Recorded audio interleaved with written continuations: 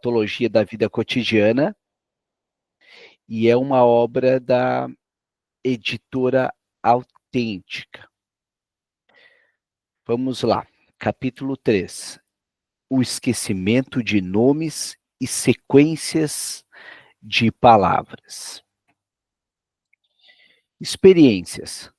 Como as mencionadas há pouco, sob o processo do esquecimento de uma parte de uma sequência de palavras em língua estrangeira, desperta um desejo de saber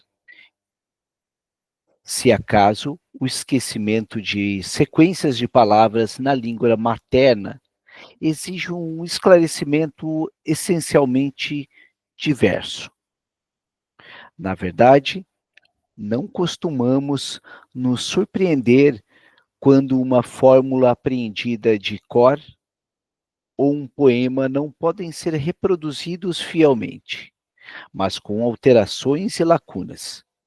Entretanto, como esse esquecimento não afeta em igual medida o contexto do que foi aprendido, mas, ao contrário, parece desarticular elementos isolados.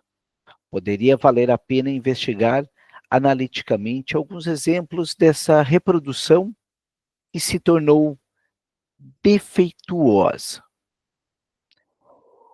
Em conversa comigo, um colega mais jovem manifestou a suspeita de que o esquecimento de poemas na língua materna poderia ser perfeitamente motivado de modo semelhante ao do esquecimento de elementos isolados de uma sequência de palavras em língua estrangeira, ao mesmo tempo que se ofereceu para ser objeto de investigação. Eu lhe perguntei em que poema ele queria fazer o teste e ele escolheu A Noiva de Corinto, poema de que ele gostava muito e do qual acreditava saber de cor pelo menos algumas estrofes. No início da reprodução, ele foi tomado por uma insegurança realmente notável. É, indo de Corinto para Atenas, perguntou ele, ou indo para Corinto de Atenas? Eu mesmo vacilei por um momento até perceber, rindo, que o título do poema A Noiva de Corinto não deixava dúvida alguma sobre o caminho que o jovem percorria. A reprodução da primeira estrofe ia então em dificuldade ou, pelo menos, sem qualquer falsificação notável. Por algum tempo, o colega pareceu estar procurando pela primeira linha da segunda estrofe. Logo, ele retomou e recitou. Mas será ele de fato bem-vindo, agora que cada dia traz algo novo? Pois ele é ainda, como os seus, também pagão, e eles, além de cristãos, são batizados. Né? Aqui nós temos, obviamente, a citação em alemão, aí vocês podem ler, porque eu não vou ousar a ler aqui. Antes desse ponto, eu já tinha aguçado os ouvidos, estranhando, ao concluir a última linha. Nós dois concordamos que ali havia ocorrido uma desfiguração, mas como não conseguimos corrigi-la, corremos à biblioteca para consultar o poema de Goethe e descobrimos, para nossa surpresa, que a segunda linha dessa estrofe tinha um texto totalmente diferente que foi, por assim dizer, expulso da memória do colega e substituído por algo aparentemente estranho. O correto era: mas será ele de fato bem-vindo se ele não pagar caro por esse favor? Né? Podem ver que é bem distinto. A segunda linha ali que havia dito, agora que cada dia traz algo novo, né? Então,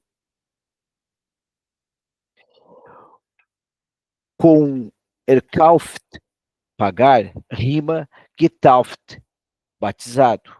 E me pareceu curioso que a constelação pagão, Hyde, cristão, Christen, e batizado, Getauft, o tivesse ajudado tão pouco na reconstituição do texto. O senhor pode me explicar, perguntei ao colega, como foi que suprimiu tão completamente a linha de poema que supostamente era tão conhecido pelo senhor? E será que o senhor tem alguma ideia sobre o qual contexto pode ter buscado a substituição? Pessoal, aqui 2 pontos só bem aleatórios, mas que me chamam a atenção na leitura. Primeiro, o quanto Freud é informal na como ele cita, como ele escreve, né? Como é tão simples a forma em que ele faz um texto, bem longe daqueles textos eruditos, rebuscados e catedráticos. Ao mesmo tempo, é interessante essa característica de ele chamar as pessoas que ele convive, provavelmente pela questão da época, sempre de senhor, né? Até aqui, alguém gostaria de enfatizar algum ponto, tocar em algum assunto que foi mencionado? Ainda não chegamos bem ao cerne onde que o Freud quer chegar, né? Na análise propriamente. Ellen, por favor. É, eu só lembrei do meu professor um dia que ele perguntou assim, o que é amor para Lacan? É aquela frase lá que ele tem, né? Aí cada pessoa falava alguma coisa, aí diante do que a pessoa falava, tentando chegar à frase original, ele já dava uma interpretação do que era amor para a pessoa, sabe? Porque a gente tem a. Nem eu sei citar agora, porque eu não decorei. Mas eu achei muito interessante dele falar, então, para Lacan é isso e para você é isso, entendeu? Porque ele estava tentando, acho que, usar esse esquecimento que a gente tem sobre algo para fazer uma interpretação. Achei que Eu acho, Ellen, eu acho que a frase que tu se refere é aquela clássica de darmos o o que que não não tem, temos a quem quem não quer. não é Isso. exatamente, para quem não quer. É isso mesmo.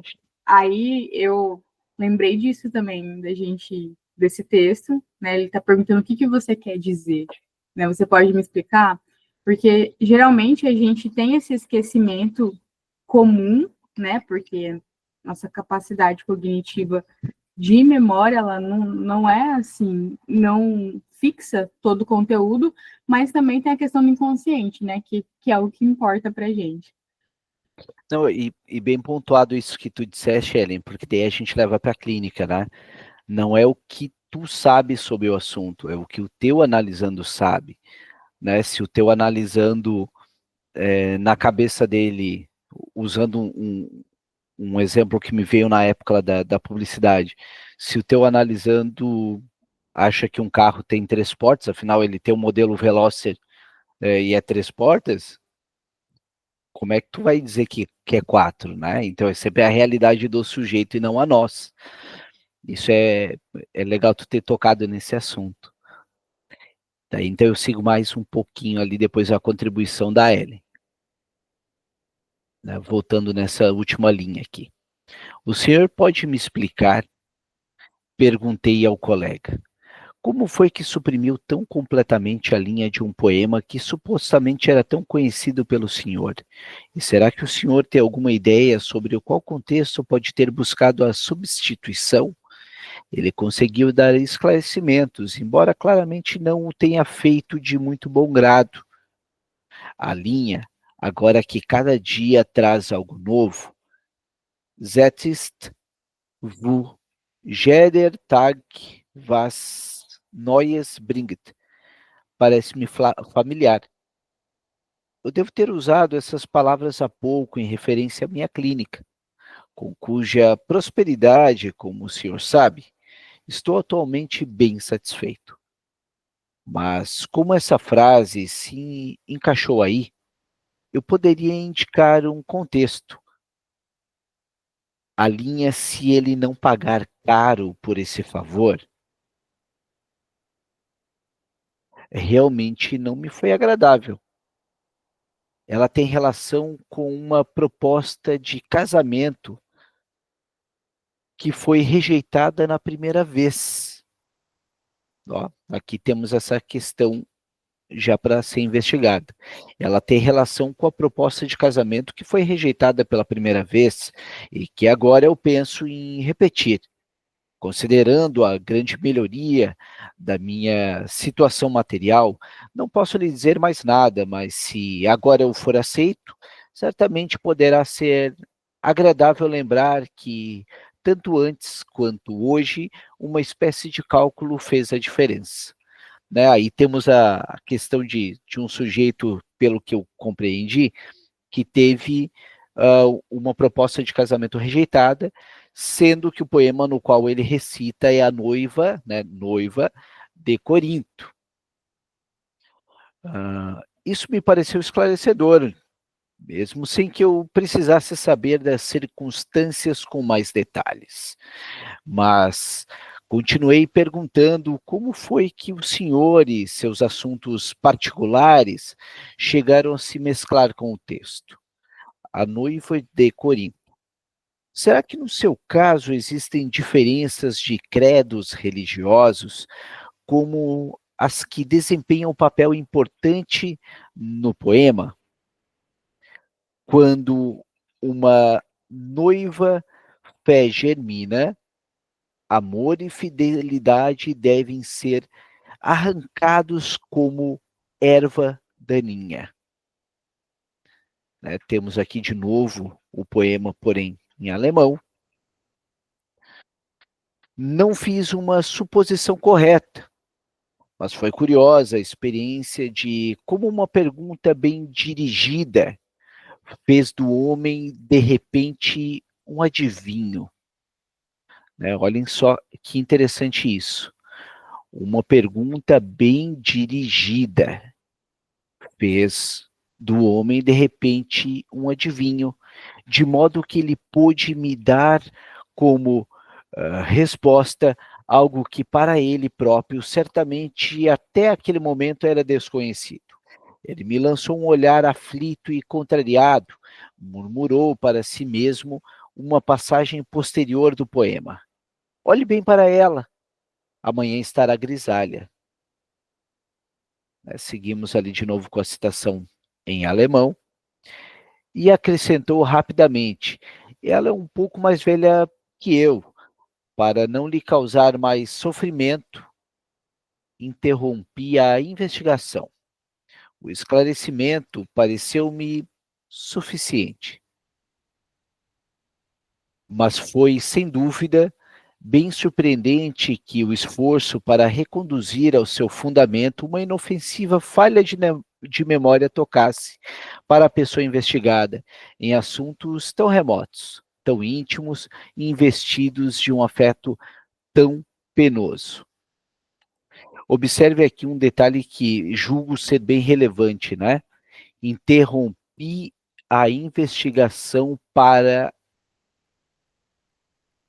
não lhe causar mais sofrimento, né? Aí a gente leva outra vez para a clínica, às vezes, quando o sujeito insiste demais, o analista insiste de forma muito incisiva, talvez não persistente, mas insistente, é o que o Freud chamaria de psicanálise selvagem, selvagem pela selvageria ou até pelo sadismo que pode ter se gerado ali. Observe que nesse momento a preocupação freudiana fecha com a clássica ética do cuidado ferenciana, né? Ele interrompe a investigação para não causar o sofrimento. Então, por fim, o esclarecimento pareceu-me suficiente, né? Que esse esquecimento estava totalmente relacionado à questão do casamento e a proposta rejeitada. Pessoal, comentários até aqui, exemplos, pontuação, o que chamou a atenção de vocês? Alguém quer comentar alguma coisa?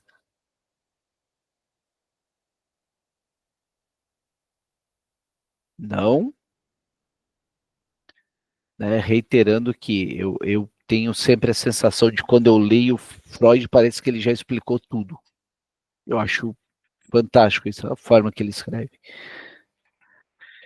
Então eu sigo mais um pouquinho. Esse exemplo é muito, muito bom. Vou incluir aqui outro exemplo de Carl Jung, de esquecimento da sequência de palavras de um poema conhecido, nas palavras do autor. Um senhor quer recitar um poema conhecido. Um pinheiro está solitário. Ei Fitzbaum, Stet, Eisen, não consigo identificar o outro. Na linha. Ele está adormecido. Ele estancou irremediavelmente, pois tinha esquecido com um lençol branco. Esse esquecimento em um verso tão conhecido pareceu-me surpreendente, e eu o deixei reproduzir o que lhe ocorria em relação a com um lençol branco. Surgiu a seguinte sequência. A partir de com um lençol branco, pensamos em uma mortalha, um lençol de linho com o qual se cobre o morto. Pausa. Agora me ocorre um amigo íntimo, seu jovem irmão. Isso é bem importante, seu jovem irmão. Teve uma morte repentina. Ele deve ter morrido de um ataque cardíaco.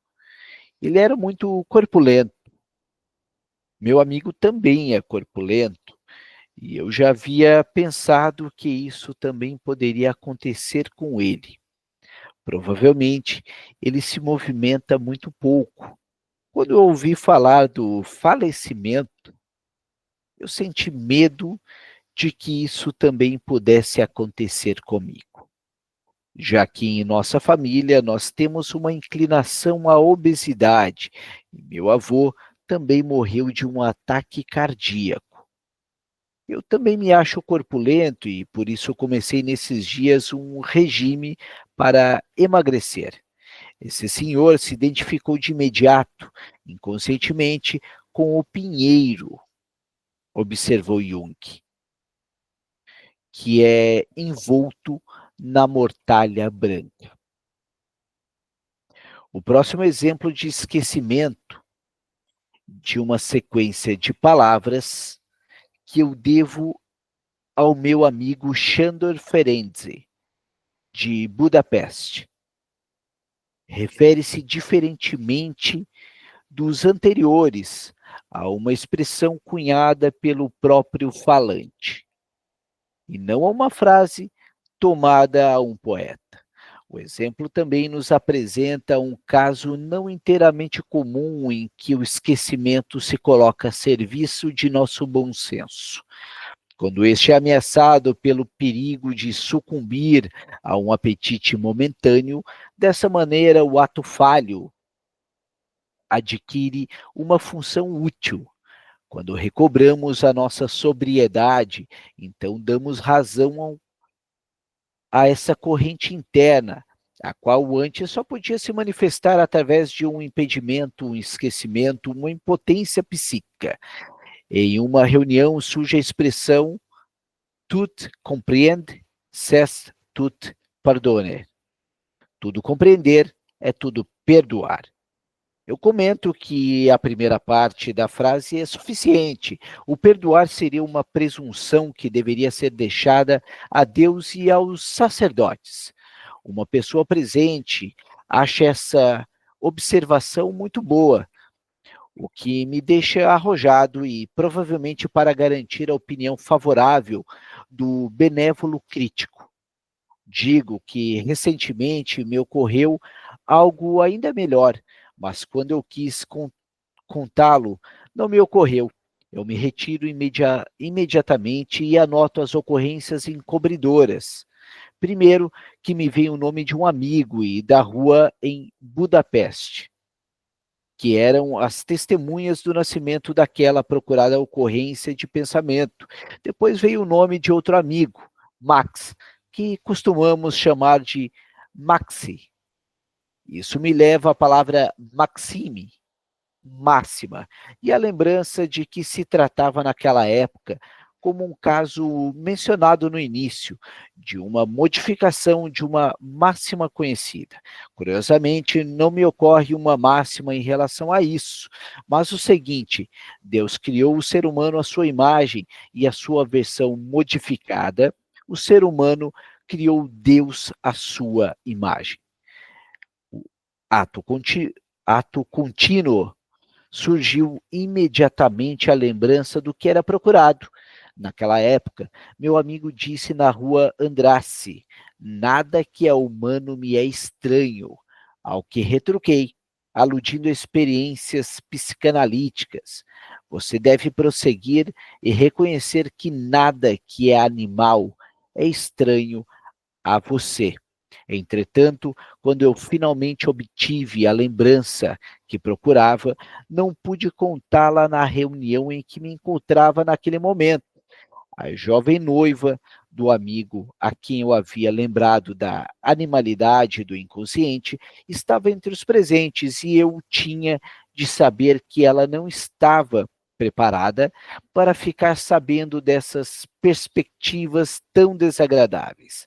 Através do esquecimento, fui poupado de uma série de perguntas desagradáveis da parte dela e de uma discussão infecunda. E justamente esse deve ter sido o motivo da amnésia temporária, né? Uma amnésia temporária visando a evitar a situação desagradável e de uma discussão, como ele julga, né, infecunda. Pessoal, até aqui, algum insight, algum comentário, alguma pontuação que vocês gostariam de considerar? Associação livre, não tem certo ou errado, é somente algum ponto que vocês acham que foi relevante nessa leitura.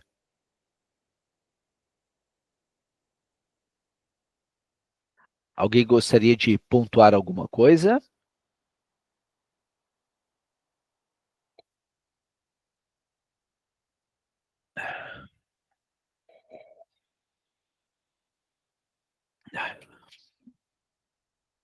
Abro a palavra também, se alguém quiser fazer a leitura, fique à vontade, tá? Então eu sigo mais um pouco.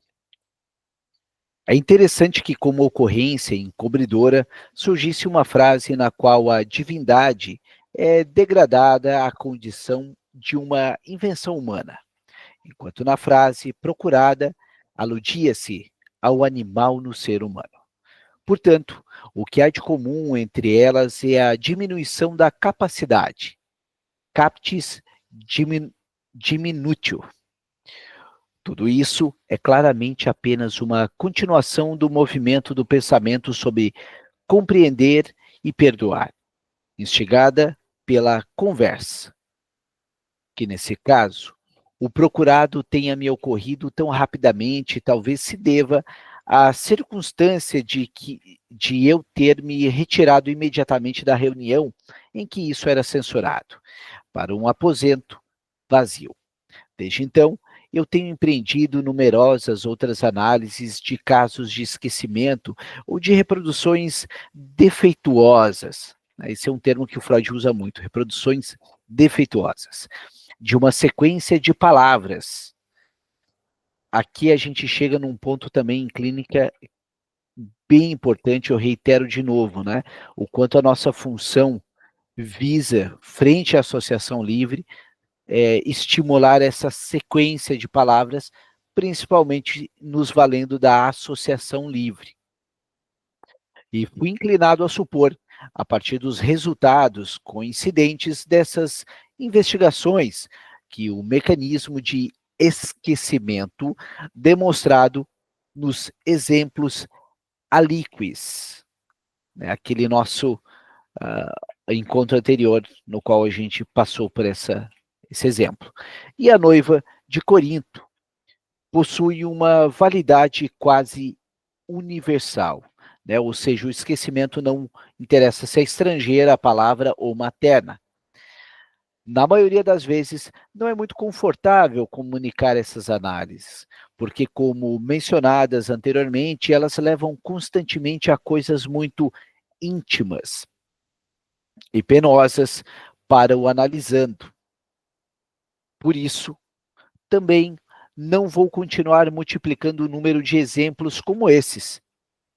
O que permanece comum em todos esses casos, sem que o material faça a diferença, é que o esquecido ou desfigurado, né, olha só, isso é bem interessante.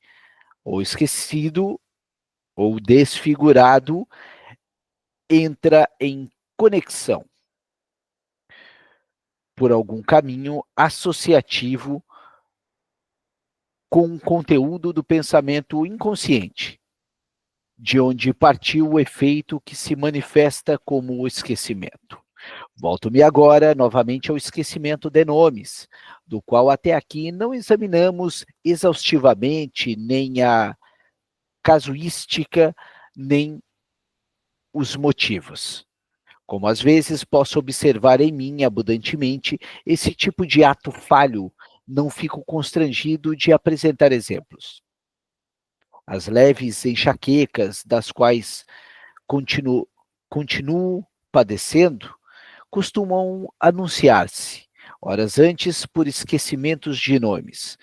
E no auge desse estado, enquanto ainda não sou forçado a abandonar o trabalho, desaparecem frequentemente todos os nomes próprios.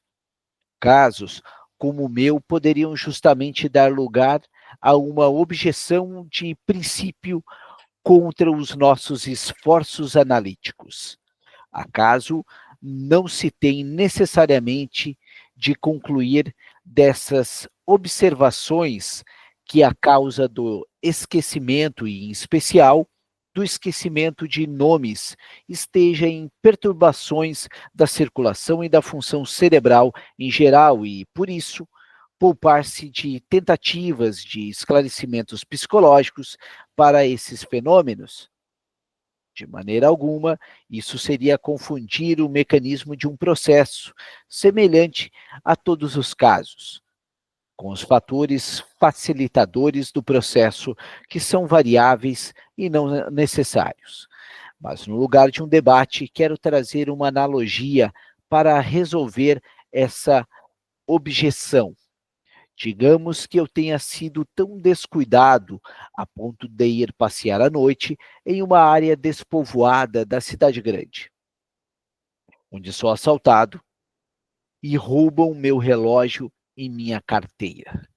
Na delegacia de polícia mais próxima, apresento então a queixa com as palavras: eu estive nesta e naquela rua, e lá o isolamento e a escuridão levaram o meu relógio e minha carteira. Apesar de eu não ter dito nada nessas palavras que não fosse correto, certamente ocorreria o risco de considerarem, por causa do texto de minha queixa, que não estou muito bem da cabeça. Essa situação só pode ser descrita de modo correto se dissermos que, favorecidos pelo isolamento do lugar ou sob a proteção da escuridão, agressores desconhecidos me roubaram objetos de valor. Ora, então a situação no esquecimento de nomes não precisa ser diferente, favorecida pelo cansaço, por perturbações na circulação e por intoxicação. Uma força psíquica desconhecida rouba-me o acesso aos nomes próprios que pertencem à minha memória. A mesma força que, em outros casos, é capaz de produzir o mesmo impedimento à memória quando estamos com saúde e produtividade plenas. Pessoal, comentários? Alguém gostaria de elencar algo que tenha chamado a atenção? Então, Fica à pode vontade, falar. Vera. Fica à Não, vontade. fica à vontade. Ó, Michel, é que me ocorreu uma questão aqui. Eu mesmo sou mestre em esquecer nome, e parece que ele está criando o Freud parece estar criando uma regra, de que tem alguma coisa associada. Pode não ser só uma desatenção, uma coisa assim, uma coisa não tão relevante, porque todos os casos aí que ele cita, tem um porquê daquele nome ter sido esquecido, daquela frase ter sido esquecida, daquele poema ter sido esquecido. Mas não pode ser só uma confusão, porque na nossa língua mesmo a gente tem uma cacetada de palavras que são muito parecidas umas com as outras, referências que são parecidas umas com as outras. É isso que eu tô achando isso, a única coisa estranha do texto é isso, sabe? Douglas, penso da seguinte forma, tá? Antes de passar a palavra para Ellen. Penso que o que ele visa é tentar trazer um pouco de coerência, tentar enfatizar aquela máxima psicanalítica. Não existe coincidência para a psicanálise, né? Então, vejo, porque na parte de nomes em que ele cita na língua estrangeira, ele faz ali uma cadeia de palavras para que chegue. E daí tu falou, eu esqueço os nomes. Então, aí a gente chega na questão da autoanálise freudiana, que para ti, realmente, pode ser, se a gente for generalizar, pode ser que muitos nomes são esquecidos, até mesmo por problemas cognitivos de uma ou outra natureza, né, ou um modo de funcionamento cerebral do sujeito. Porém, para o Freud, pelo que eu entendo, na maioria dos casos há um porquê. Só que tu sozinho não encontraria, ao meu ver, tá? Fazendo a leitura freudiana e a minha interpretação. Por isso que a autoanálise não chega, ela vai até um ponto e para. Porque se tu criou aqueles mecanismos de defesa para se proteger com aquilo, precisaria de alguém de fora para que estimulasse e tu fosse entender o porquê esse esquecimento. Até mesmo o esquecimento de um nome que poderia elencar a uma conversa desagradável ou a uma memória desagradável. Então, sozinho, vejo que por isso que a autoanálise chega até um ponto em que ela para, né? Então, fazendo, eu diria, pela leitura freudiana, que na maioria dos casos há um significado, enquanto as exceções seriam o inverso, ao menos é a interpretação que eu faço do Freud pelos 3 capítulos que a gente viu até agora, que se tu fosse buscar, eu esqueci o nome de tal naquela situação, e a gente fosse fazendo uma sequência de palavras, nós chegaríamos a um cerne. Nem que seja o cerne do Douglas é o sujeito que esquece os nomes. Entendi o ponto. Não há uma regra universal, cada caso vai ser estudado, né?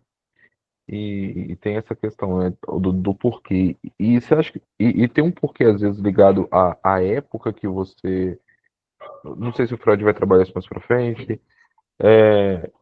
Se tem alguma coisa ligada à época que a pessoa teve contato com aquele nome ou palavra, ou poema, ou música, sei lá, letra de música, né? E aí, por causa daquela época e o que estava acontecendo na vida naquela época, pode ser, então, a razão do esquecimento. Sim, sim, sim. Total. Total sentido. Total sentido. Até porque o inconsciente é atemporal. Ah, perfeito. Obrigado, Michel. Né? Ellen, por obséquio. Então, eu achei bem pertinente essa dúvida do Douglas, porque parece que a gente fica meio diluído, né? Até que ponto esquecer tem a ver com algum recalque, por exemplo. E eu acho que a gente pode colocar, talvez, uma base, assim, que conforme a gente vai envelhecendo, né, as nossas capacidades cognitivas, elas são reduzidas. E eu acho que o esquecimento é mais comum. Mas o que Freud deixou explícito aqui é que esse recalque, esse esquecimento está geralmente ligado com algum conflito ou algum desconforto emocional relacionado àquela pessoa, ou aquele poema sempre tem um significado, né, que não é por acaso. E aí, nessa parte aqui do texto, deixa eu só voltar aqui, que permanece em comum em todos esses casos, sem que o material faça diferença, é que o esquecido ou o desfigurado entra em conexão por algum caminho associativo. E aí, eu pensei mesmo na questão do mecanismo de defesa. Eu não sei se vocês também tiveram essa ligação, porque eu lembro daquele texto lá de Freud, de 5 lições para a psicanálise, que ele explicou o mecanismo de defesa, que ele fez uma analogia lá de que o sentimento recalcado, reprimido, era um impostor tentando entrar na festa, que ele ficava o tempo inteiro fazendo barulho, tentando entrar, e tinha pessoas ali barrando a porta para que ele não entrasse. Então, eu acho que esse sentimento de conflito, de desconfiguração, vem dali, que por mais que a gente queira esquecer, queira reprimir, ele vai dar, de alguma forma ali, de aparecer, seja por essas diferenças, esses esquecimentos, essas trocas de palavras, né? Seja por alguns lapsos. Então, eu acho que a gente é desafiador, assim, no sentido do analista perceber, né, o que o paciente está querendo falar através daquele esquecimento. Seja por esquecimentos repentinos, acho que a Michelle até citou, né, uma paciente que sempre esquece água, acho que foi o João, acho que é a chave, né, seja por esquecimento mais pontual, que é poema, um nome, ou algo. E eu acho que nesse sentido, Douglas, tem que ver o quanto é pertinente, o quanto acontece na vida daquele sujeito o esquecimento. Se for sempre, se for todos os nomes, se for todas as músicas, eu acho que tem um conteúdo a ser investigado. Não sei se faz sentido, né? Não, eu penso da mesma forma, tá?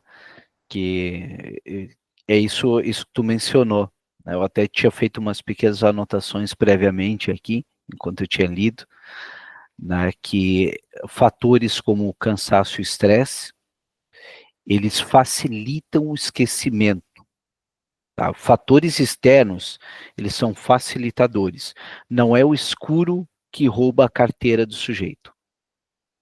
Né? É um ladrão que vai roubar ali, como o Freud cita, né? Então, esse externo, ele é um facilitador.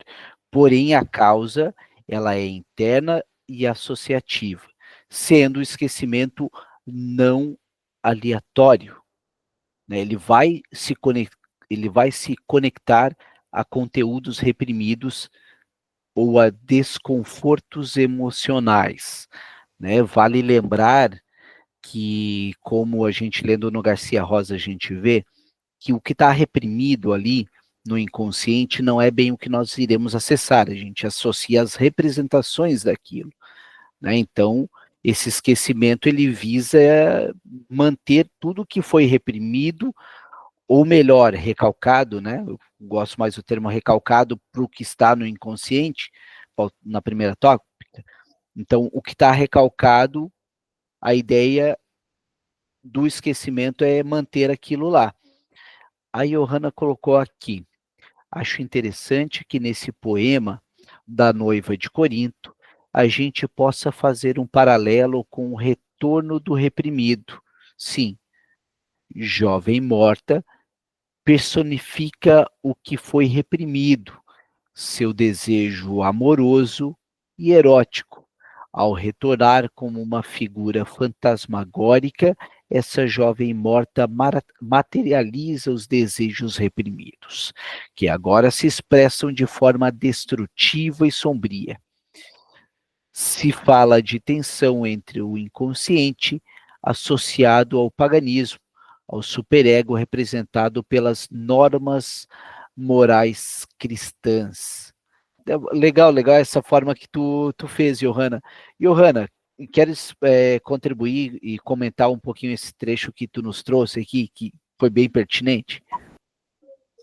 Oi, Michel. Não, eu como ex-estudante de letras português e alemão, gosto muito, né, das obras de Goethe e me fascinam muito. Eu gosto muito desses elementos góticos, né, sombrios, e acho que eles dialogam muito, né, com o nosso estudo do inconsciente, né, com o estudo da psicanálise. E eu gosto muito dessa temática, o retorno, né, essa figura fantasmagórica que aparece se você puxar esse poema, né, esse retorno dessa jovem da morte para desfrutar dos prazeres que foram negados a ela em vida, né? Então, eu acho muito interessante. E não, essa é a minha contribuição, Michel, por hoje. Eu tô vendo eu estava vendo se eu encontrava aqui o poema para que nós pudéssemos. Eu encontrei aqui, ó. Tu encontrou? Se tu quiser colar aqui no chat, ele é muito longo? Eu não li ele inteiro, só o trecho que o Freud citou mesmo. É um pouquinho, não vai caber aqui no chat, não. Não, então deixamos. Eu vou deixar aqui como leitura obrigatória aqui, leitura obrigatória. Boa. A noiva de Corinto. Pessoal, então até aqui eu acho que já avançamos um pouquinho naquele primeiro trecho do que nós estávamos lendo, né? Sobre o que chegamos ao consenso ali que o esquecimento ele vai buscar essa questão de associações, né? E reiterando o que eu havia mencionado há pouquinho tempo, né? O esquecimento não é aleatório. Frequentemente conecta a conteúdos reprimidos ou desconfortos emocionais. Fatores externos, ali como eu mencionei, cansaço e estresse, facilitam o esquecimento. Porém, a causa é interna e associativa. Vou seguir mais um pouquinho com a leitura. Sintam-se à vontade sempre de intervir e fazerem as suas pontuações. Quando analiso casos de essa parte mesmo aqui, pessoal, ou eu pulei alguma parte a mais aqui? Acho que é isso mesmo, né?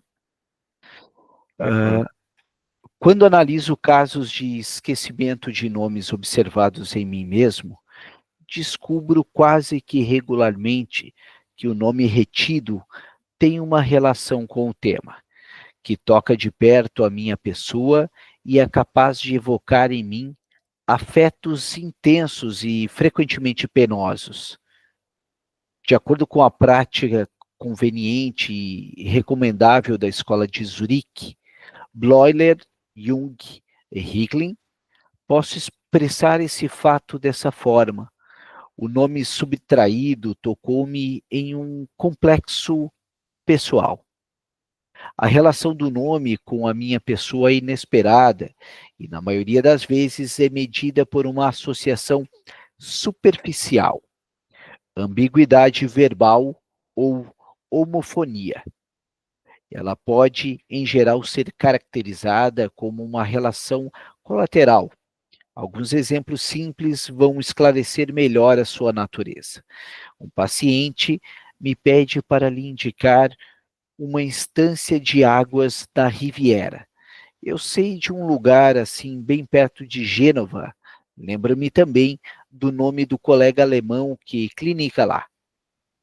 Mas o lugar em si não sei nomear, por mais que acredite conhecê-lo tão bem.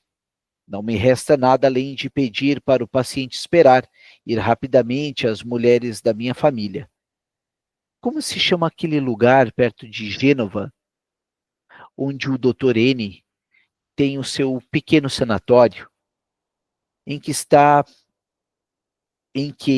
esta e aquela mulher estiveram em tratamento por tanto tempo?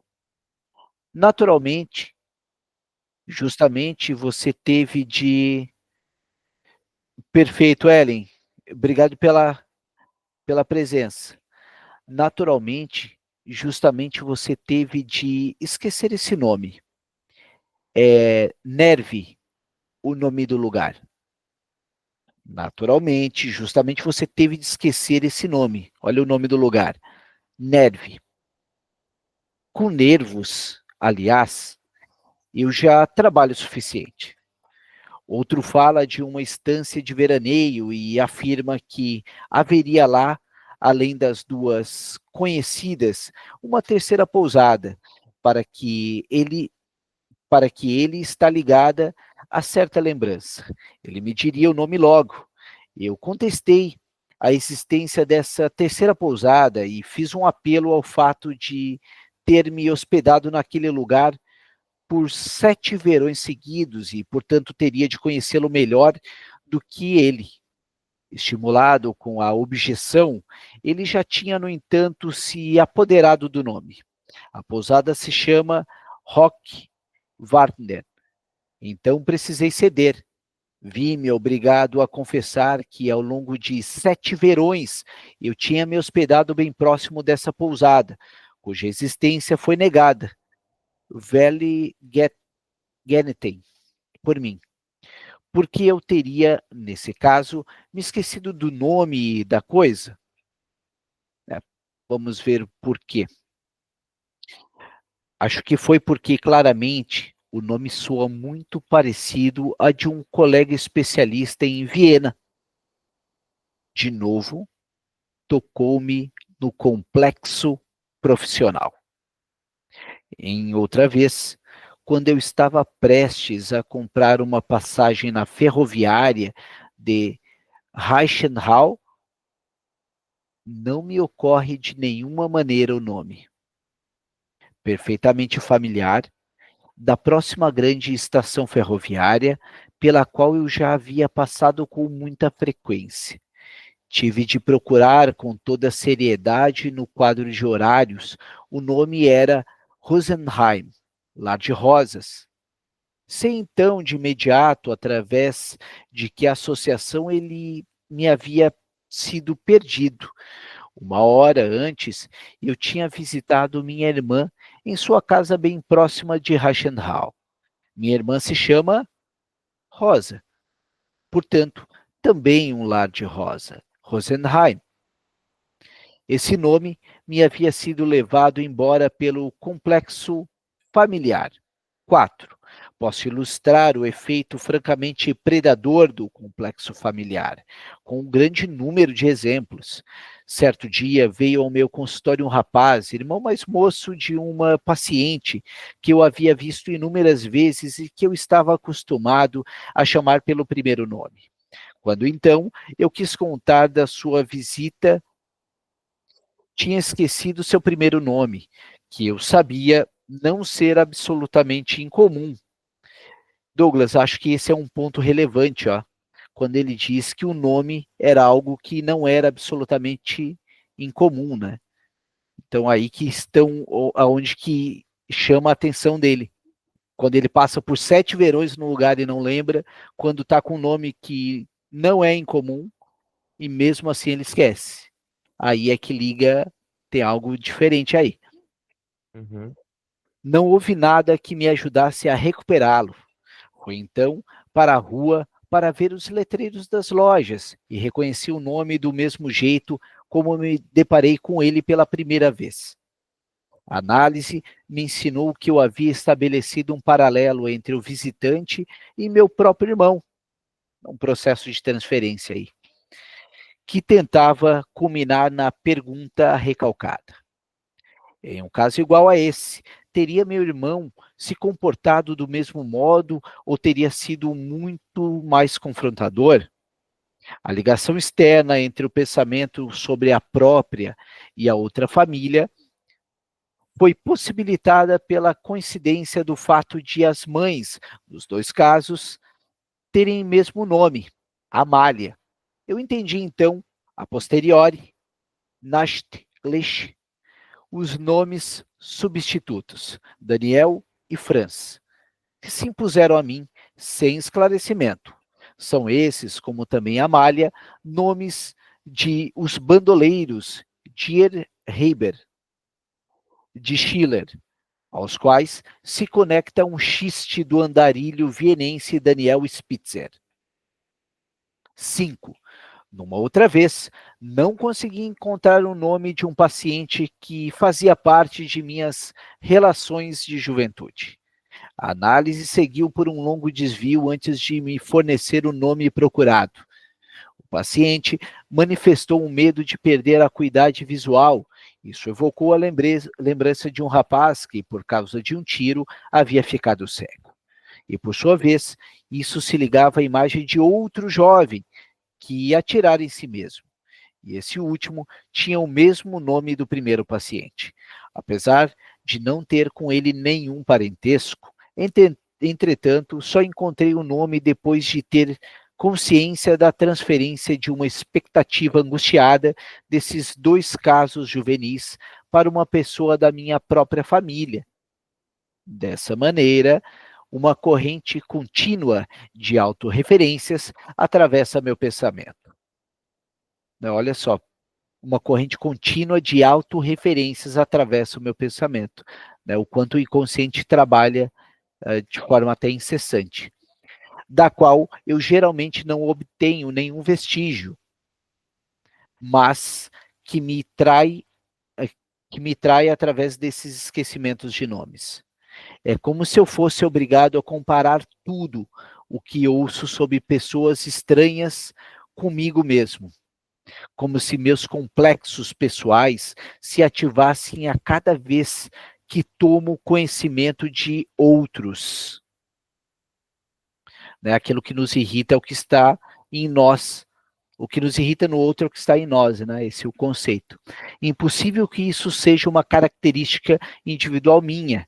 Isso deve, antes, conter um indício da maneira como nós entendemos o outro de modo geral. Eu tenho razões para supor que em outros indivíduos isso aconteça de um modo bem semelhante ao meu. Aí voltamos à autoanálise freudiana, o quanto ele buscava o tempo todo. O mais belo desse tipo de exemplo me foi relatado por um senhor de sobrenome Lederer, como vivência própria. Ele encontrou em sua viagem de lua de mel em Veneza um senhor que conhecia superficialmente, a quem ele precisou apresentar sua jovem esposa. Mas como ele havia esquecido o nome do estranho, socorreu-se na primeira vez com um murmurinho incompreensível. Quando então ele encontrou o senhor na segunda vez, como é inevitável em Veneza, ele o levou para o lado e lhe pediu que o ajudasse a sair desse embaraço, dizendo-lhe o seu nome, que ele, infelizmente, havia esquecido. A resposta do estranho atestou um conhecimento superior sobre o ser humano. Eu bem posso acreditar que o senhor não tenha assimilado o meu nome. Como o senhor, também me chamo Lederer. Não se pode evitar uma leve sensação desconfortável quando se depara com o próprio nome em um estranho. Eu a senti de modo nítido recentemente, quando se apresentou a mim, em consulta médica, um senhor S. Freud. A propósito, estou registrando a garantia de um dos meus críticos de que, nesse ponto, sua conduta é contraposta à minha. Pessoal, até aqui, alguém quer pontuar algo que tenha chamado a atenção? Acho que essa sequência de exemplos dele está contextualizando melhor para nós agora, Está ficando mais claro a teoria freudiana sobre o esquecimento de nomes, Eu achei interessante quando ele também fala a questão do incômodo que o nome da gente em uma outra pessoa pode gerar, Achei esse ponto também bem interessante. Como que a gente tem uma dificuldade, às vezes, de associar coisa da outra. Eu tô ficando. Eu às vezes tenho esse mesmo problema, confesso aqui.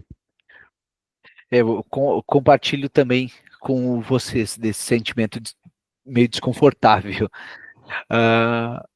6. Reconhece-se o efeito da autorreferência. Também no seguinte exemplo compartilhado por Jung. Um senhor Y se apaixonou, em vão, por uma dama, a qual logo depois se casou com o Sr. X. Apesar de o Sr. Y conhecer o Sr. X de longa data e até manter com ele relações de negócios, esquece repetidamente o seu nome, tanto que ele mais de uma vez precisou informar-se com outras pessoas, quando quis se corresponder com o Sr. X. Na verdade, a motivação do esquecimento nesse caso é mais transparente do que nos anteriores, situados sob a constelação da autorreferência. O esquecimento parece ser aqui uma consequência direta da aversão do Sr. Y pelo rival mais afortunado. Ele não quer saber nada dele. Ele não deve nem ser lembrado. O motivo para que se esqueça um nome pode ser mais sutil, consistir no que se poderia chamar de ressentimento sublimado contra seu portador. Assim, escreve uma senhorita Y. von Hey, de Budapeste. Pessoal, agora lembra, até no encontro anterior eu citei isso, é um trecho da música do Chico Buarque, na qual ele diz: a saudade é pior do que o esquecimento, né? Então, essa parte desse ressentimento aí, essa situação é quase que uma sublimação, né? Eu formulei uma pequena teoria para mim mesma. Observei que pessoas com talento para a pintura não têm sensibilidade musical e vice-versa. Há pouco tempo, conversei com alguém sobre isso e disse minhas observações até agora sempre foram confirmadas, exceto em um caso. Quando quis lembrar do nome dessa pessoa, eu havia esquecido irremediavelmente, apesar de saber que seu portador era um dos meus conhecidos mais íntimos. Quando, depois de uns dias, ouvi por acaso o nome ser mencionado naturalmente, soube de imediato que se tratava do destruidor da minha teoria. O ressentimento que eu nutria inconscientemente contra ele se expressou através do esquecimento do seu nome, em outras ocasiões, tão comumente, tão familiar para mim. 8. Por um caminho um pouco diferente, a autorreferência levou ao esquecimento de um nome no seguinte caso comunicado por Ferenczi, cuja análise se torna particularmente instrutiva pelo esclarecimento da ocorrência substitutiva, como Botticelli, Boltraffio para Signorelli. Há uma dama que ouviu falar de psicanálise e não corria o nome do psiquiatra Jung, jovem. Em compensação, ocorre-lhe os seguintes nomes. Esse é o caso que eu havia dito anteriormente que era interessante, eu tinha confundido os dois. Em compensação, ocorre-lhe os seguintes nomes. K1, um sobrenome, Wild, Nietzsche, Hauptmann. Eu não lhe digo o nome e lhe peço para associar livremente o que lhe ocorrer em relação a cada um deles. No caso de K1, ela pensa imediatamente na senhora K1, e que ela, uma pessoa cerimoniosa e afetuosa, mas que para sua idade, Alter, parece muito bem. Ela não envelhece. Como um conceito abrangente comum a Wild e Nietzsche. Ela nomeia doença mental, Geistkrankheit. Então, ela diz ironicamente: vocês freudianos vão procurar por tanto tempo as causas da doença mental até que vocês mesmos fiquem doentes mentais. Em seguida, eu detesto Wilde e Nietzsche. Eu não os compreendo. Ouvi dizer que ambos eram homossexuais. Wilde se ocupava com pessoas jovens, Jungen. Apesar de, nessa frase, ela já ter pronunciado o nome corretamente. Mas em húngaro, ela ainda não consegue se lembrar dele. Para Hauptmann, ocorre-lhe Haub, depois Jugend, juventude. E só então, depois que eu lhe chamei a atenção para a palavra Jugend, ela sabe que estava procurando pelo nome de Jung. Na verdade, essa dama que perdeu o marido na idade de 39 anos e não tinha nenhuma perspectiva de se casar novamente, tinha motivo suficiente para evitar qualquer lembrança que a advertisse sobre juventude, Jugend, ou idade, Alter. O que é surpreendente é a pura associação de conteúdo de ideias encobridora para o nome procurado, e que faltem as associações sonoras. Pessoal, acho que paramos então aqui no item 8, para depois vamos fazer ali um intervalo ali de leitura de algumas semanas, fazer umas férias, né? Retornamos daí no dia 6 de janeiro, fazemos ali o dia 30 de folga, e depois retornamos. Mas, voltando aqui ao texto, alguém gostaria de pontuar alguma observação? Né, para mim, me chamou muito a atenção esse caso do Jung e toda essa cadeia de associações que essa senhora fez para encobrir. Então, vocês imaginem, como a Ellen mencionou anteriormente, a quantidade de pessoas para segurar esse penetra inconveniente na festa, né? Quanto mecanismo é necessário para manter recalcada essa situação desconfortável, né?